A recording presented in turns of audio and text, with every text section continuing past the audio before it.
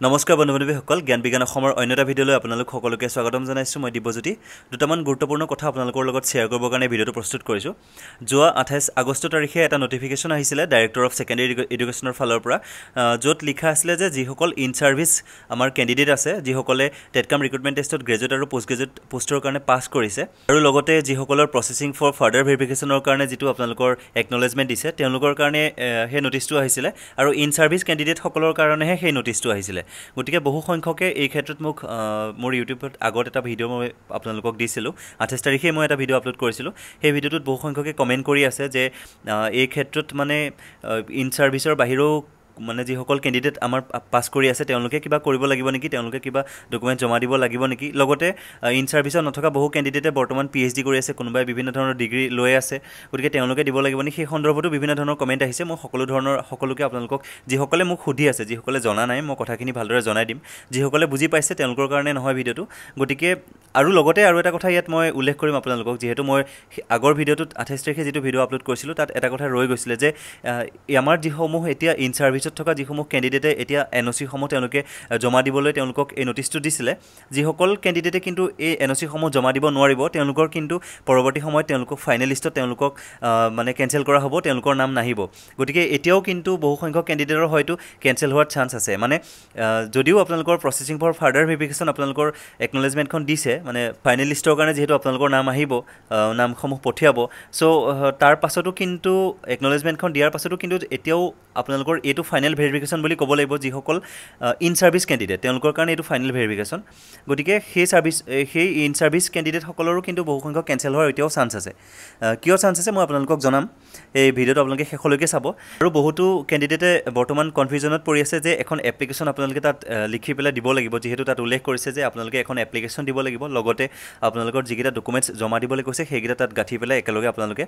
DSCত গৈ ফিজিকেলি নিজে গৈ জমা দিব লাগিব গতিকে যিসমূহ প্ৰশ্ন মোৰ আগৰ ভিডিঅ'টোত বহুত সংখ্যকে মোক কৰি আছিলে কমেণ্টত মই যেহেতু সকলোকে ৰিপ্লাই দিয়াটো সম্ভৱ নহয় বহু সংখ্যকে কমেণ্ট কৰিছে সো মই ভাবিলোঁ ভিডিঅ'টো প্ৰস্তুত কৰি আপোনালোকক জনাই দিওঁ কথাখিনি গতিকে ভিডিঅ'টো আপোনালোকে শেষলৈকে চাব প্ৰথমে মই আপোনালোকক জনাব বিচাৰিছোঁ যে যিটো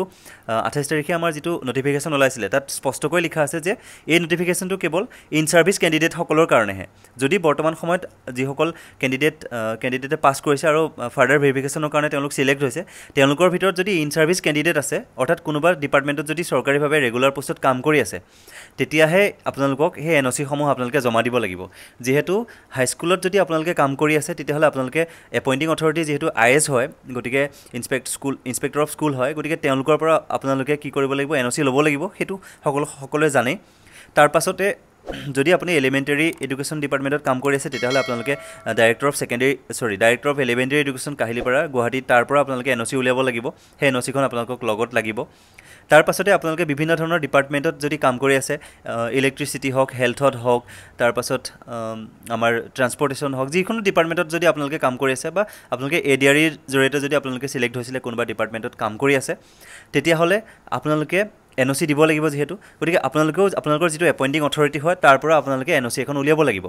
প্ৰত্যেকে যিসমূহ ৰেগুলাৰ পোষ্টত কাম কৰি আছে চৰকাৰৰ গভটৰ আণ্ডাৰত যদি চৰকাৰীভাৱে ৰেগুলাৰ পোষ্টত কাম কৰি আছে তেওঁলোকে এখন NOC দিব লাগিব অৰ্থাৎ চাকৰি কৰি থকা সময়ত আপুনি যেহেতু সেই পৰীক্ষাটোৰ কাৰণে এপ্লাই কৰিছিলে সো আপোনালোকে NOC এখন জমা দিবই লাগিব বহু সংখ্যকে কৈ আছে আমিতো NOC জমা দিছোঁ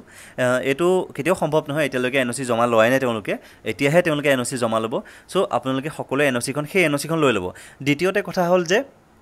যিসকলে ইন সাৰ্ভিসত থাকোঁতে বিভিন্ন ধৰণৰ ডিগ্ৰী গ্ৰহণ কৰিছিলে এইটো বহুত কনফিউজনত বহুত পৰি আছে যে আপুনি যদি ইন সাৰ্ভিসত থকা সময়ত কোনো ধৰণৰ ডিগ্ৰী গ্ৰহণ কৰা নাই তেতিয়াহ'লে আপোনালোকে ইন সাৰ্ভিসত থকা সময়ত যে পৰীক্ষাটো দিছিলে সেই কাৰণেহে NOCখন লাগিব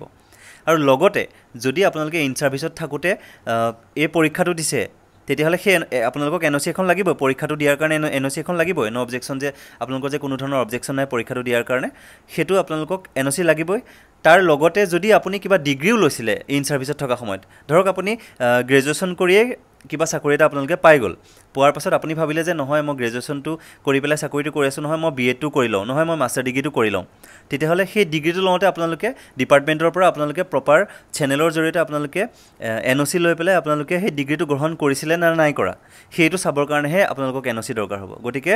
যদি আপুনি ইন ছাৰ্ভিচত থকা সময়ত বিভিন্ন ধৰণৰ ডিগ্ৰী গ্ৰহণ কৰিছিলে, ধৰক আপুনি KK হেণ্ডিকৰ পৰা আইডলৰ পৰা আপুনি মাষ্টাৰ ডিগ্ৰী গ্ৰহণ কৰিছিলে, ধৰক আপুনি কোনোবা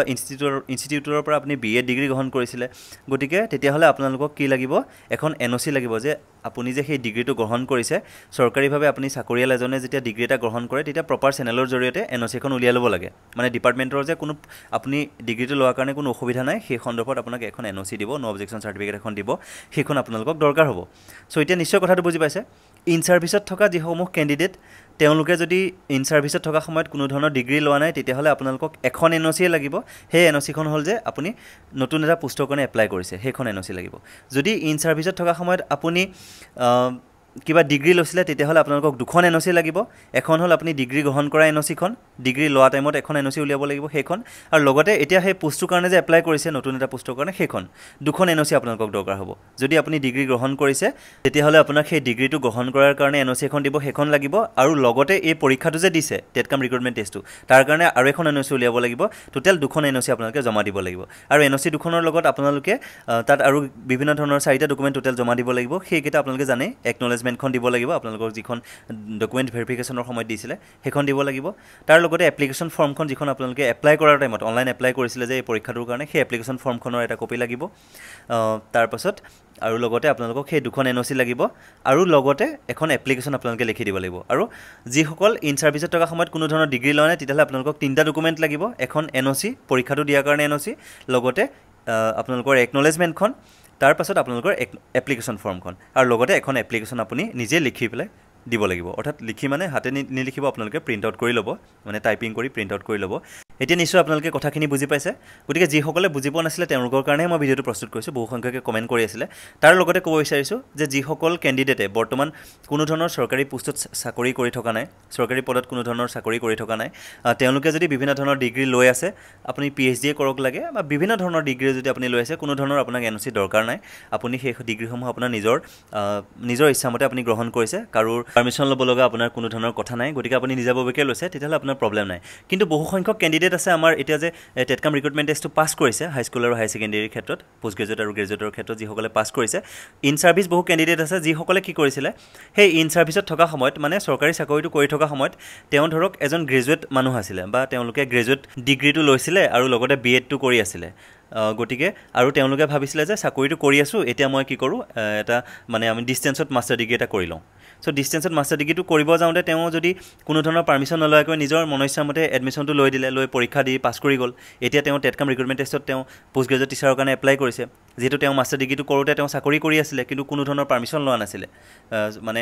ডিপাৰ্টমেণ্টৰ পৰা কোনো পাৰ্মিশ্যন লোৱা নাছিলে, NOC লোৱা নাছিলে। কাৰণ ডিপাৰ্টমেণ্টৰ কোনোবা চৰকাৰী ডিপাৰ্টমেণ্টৰ আণ্ডাৰত আপুনি যেতিয়া চাকৰি কৰি থাকিব, তেতিয়া আপুনি বিভিন্ন ধৰণৰ ডিগ্ৰী যদি গ্ৰহণ কৰে, আপুনি কি কৰিব লাগিব, এখন NOC উলিয়াব লাগিব। ডিপাৰ্টমেণ্টৰ পৰা যে কোনো ধৰণৰ প্ৰব্লেম নাই, আপুনি ডিগ্ৰীটো লৈছে, গতিকে সেইখন এখন নো অবজেকশ্যন চাৰ্টিফিকেট এখন আপুনি উলিয়াবই লাগিব। গতিকে যিসকলৰ নাই সেই চাৰ্টিফিকেটখন, তেওঁলোকক কি কৰিব, ইয়াৰ পৰা কেঞ্চেল কৰিব। গতিকে এইটো আপোনালোকে মনত ৰাখি থ'ব, যিসকলে ইন ছাৰ্ভিচত থকা সময়ত তেওঁলোকে কোনো ধৰণৰ পাৰ্মিশ্যন নলোৱাকৈ বিভিন্ন ধৰণৰ ডিগ্ৰী গ্ৰহণ কৰিছিলে, সেইসকলে এতিয়াতো তেওঁলোকে NOC দেখুৱাব নোৱাৰিব। গতিকে এতিয়াও কেণ্ডিডেট কিন্তু কেঞ্চেল হোৱাৰ সম্ভাৱনা আছে। চ' এইটোৱে হ'ল কথাখিনি। এইখিনি কথাখিনি মই আপোনালোকক জনাবৰ কাৰণে ভিডিঅ'টো প্ৰস্তুত কৰিছোঁ। যদি আপুনি কোনো ধৰণৰ মানে চৰকাৰী চাকৰিত আপুনি বৰ্তমান কাম কৰি থকা নাই,